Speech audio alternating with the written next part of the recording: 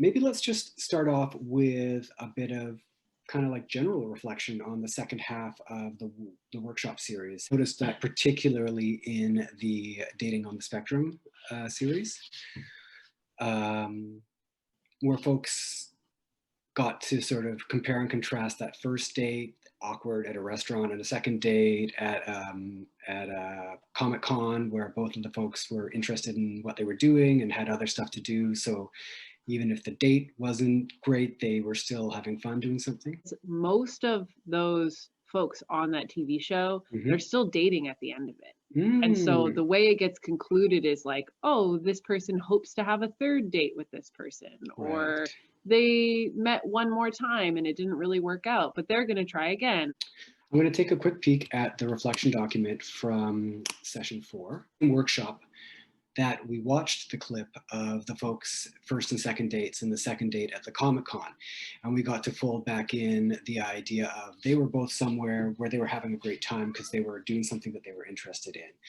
And in the same way that you reflected on what would be a great date for you at the beginning of this, that might be something to consider proposing, if you're going on a date with someone. So the other thing that we had was some reflection in that particular session on people thinking about a friend that they have and what makes the friendship successful, and the idea of, as this could be a parallel to a romantic relationship where the same thing where, it's not just our friend calling us all the time, we call them sometimes, and that there's that reciprocity and how that could translate to romantic relationships. And I think maybe one of the things that I failed to reflect on was that it might not be an experience that some of the folks have of having that kind of friend. And it felt like maybe that was something that I should have considered and rethought, because it could be potentially, kind of, sad to think, well, actually, I don't really have a friend that I could compare to a romantic relationship. And this, something that one of the participants brought up in session 5 was a conversation around boundaries and being pushy. So we, I guess, sort of shifted direction of the session to start with this conversation about boundaries and end with a COVID discussion. We had a participant who throughout the series had been using some online dating apps. And at this point, he said that he was finding that the apps weren't really working for him particularly well, mostly because he found he was just sort of checking them obsessively and feeling anxious about whether he was going to get a response, and maybe feeling disappointed if he didn't get a response, and just sort of deciding that for him he needed to take a break from them. And I thought that it was really good feedback to get, specifically just around the piece around, excuse me, the piece around the anxiety of waiting to see if a message has been replied to, disappointment if it hasn't.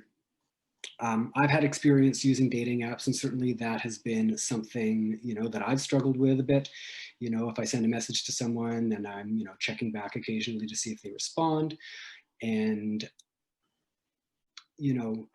I could see that if anxiety was just sort of a part of somebody's landscape already, that that kind of checking and that kind of expectation and concern around the messaging could exacerbate anxiety and make it an unpleasant experience. So that was a really good, just sort of perspective to gain. And I think, you did a really good job of really validating that person's boundaries and saying, like, so you found something that doesn't work for you in terms of dating, and that's really valuable.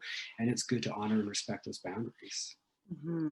I I felt like in that moment, the like main message behind this series was reached, which is that there's no one way to date, and there's Mm-hmm. no one way to meet somebody. And what works really well for one person is not going to work very well for a different person. Um, and I hope that the other participants could see that, in that, like, maybe they decided that actually dating apps are the perfect route for them. I also can think about other times, like using dating apps, or understanding that there's sometimes a culture on those apps that is not necessarily about meeting people, but it's almost like it's become its own form of social media where people are on it just to get matches. and they have Mm. never ever had an intention of actually meeting somebody or wanting to date or find some kind of love.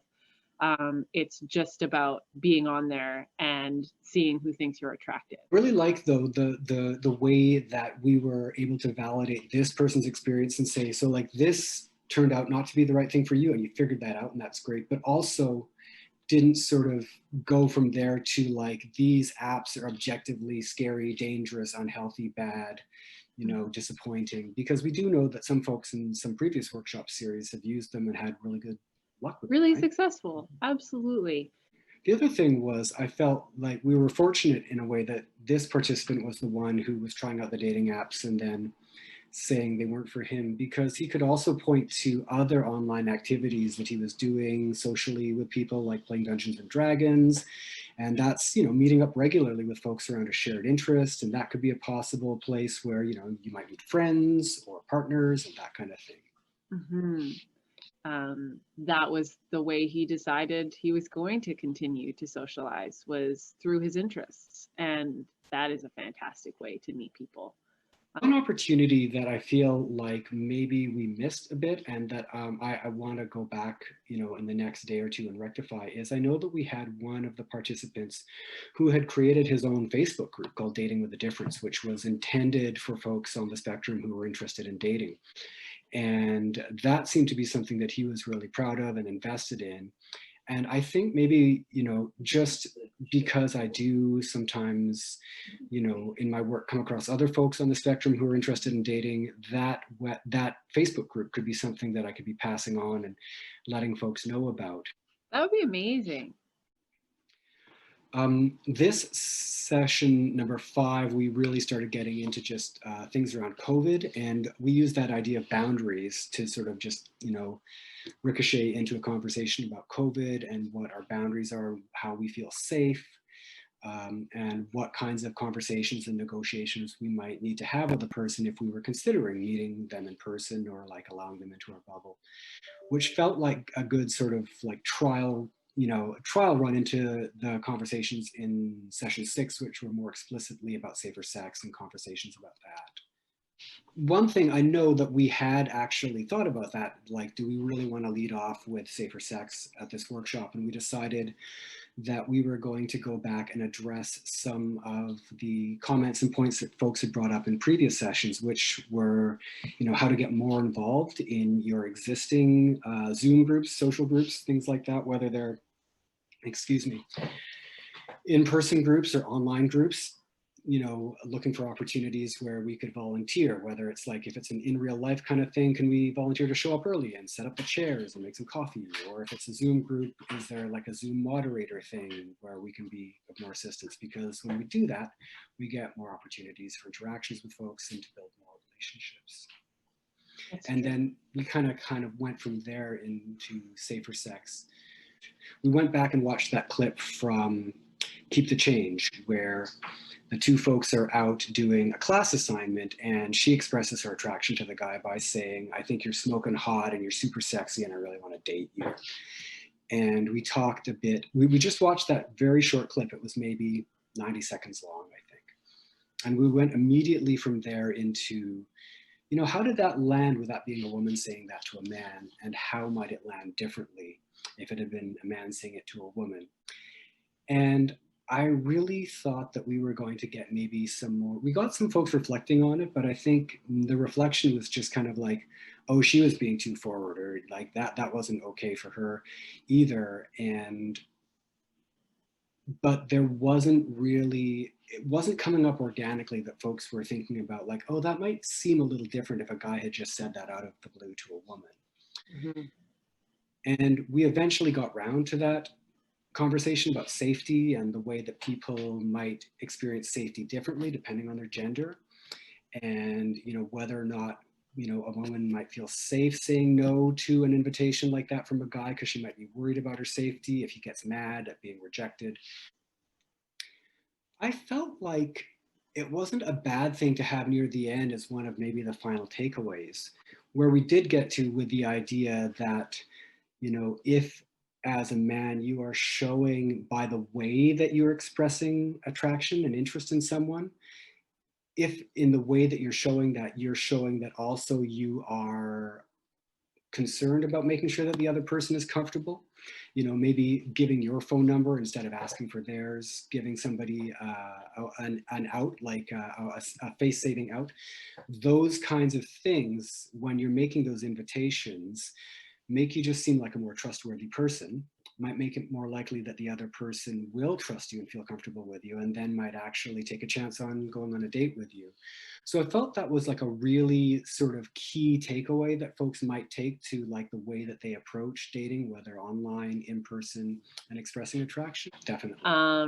And I'm very curious for future sessions how much they'll need to revolve around COVID, because this one was such a specific topic. For us to think about for future workshops, or maybe to think about for the social series that's going to be going forward. One thing I noticed was that at one point, one of the participants just said, hey, I want all of your contact information, give me your phone numbers and stuff like that. And it so happened that all the folks were willing to share that and felt comfortable with one another. But I was in a workshop just last week where there was one participant who asked another participant for her number, and she was really like not comfortable giving that number out. And she said as much.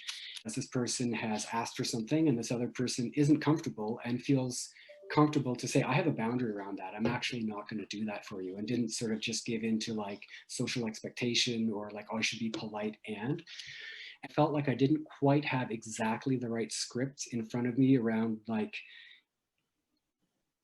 applauding the person for positively stating a boundary, but also not making the asker wrong or bad.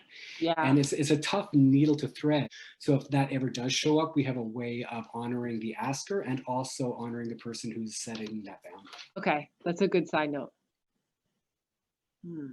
Because I know that like if I were in that person's shoes, I don't even know if I would feel comfortable saying no. Yeah. So well, I actually know you did. I think somebody did ask for your number at the event. You said, no, I don't really want to do that, but here's an email address or here's something my email. like that. Yeah. I did do that. Social interactions on screens and back channel messaging at Zoom events and stuff is creating this whole other kind of like ecosystem of social challenges that we haven't really faced before. And I think if COVID continues and we want to do another series on this, that might be another thing that we just dive into, is etiquette around Zoom events and chat and private chats and that kind of thing. Yes, because it's a whole different beast. Enjoy that next series coming up, that sort of social event series. It sounds like it's going to be great. Yeah, I'm excited. And hopefully we can do another one of these workshop series in the new year. Thanks, John. Okay, take care. Have a good day. Yeah, you too. Bye-bye.